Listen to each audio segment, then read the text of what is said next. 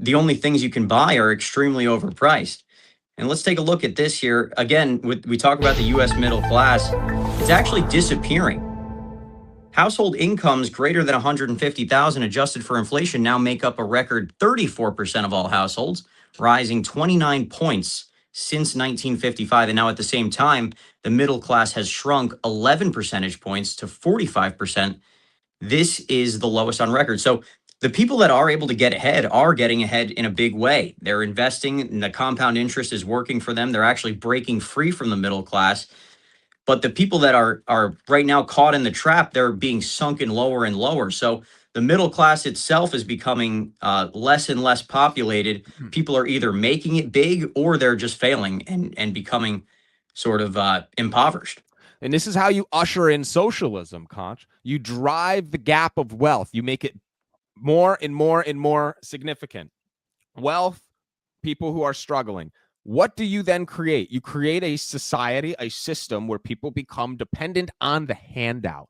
So the middle class is very much the biggest threat to the establishment or the deep state, in my opinion. The reason for that is because most people in the middle class, I believe, possess or should possess a conservative mindset, a family mindset. When a family falls on hard times, they turn to other family. They don't turn to the government for the handout. The person who's independent, who doesn't have any family, turns to the government for the handout. So they're trying to continue to drive this gap between people who are wealthy. So there are certainly people who get wealthy, but the other side is so much further that way. There is no middle class. It's disappearing because the middle class is the people who are not dependent on the government handout. So that's what they need to do. They need to eliminate the middle class.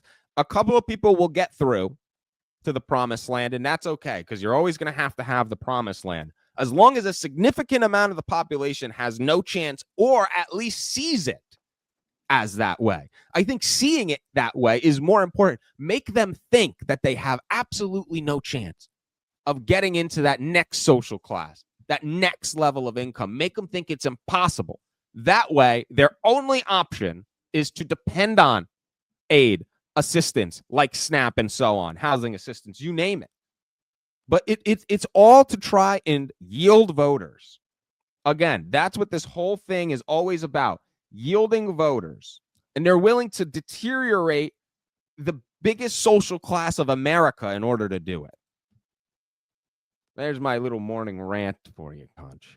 I almost played the Jeopardy music. I didn't want to do that to you, though. 37 minutes past the hour. There's a nice little interlude. That's actually way more calming than that yelling that you just... Sorry about that. I'm only joking with you. I think it's warranted.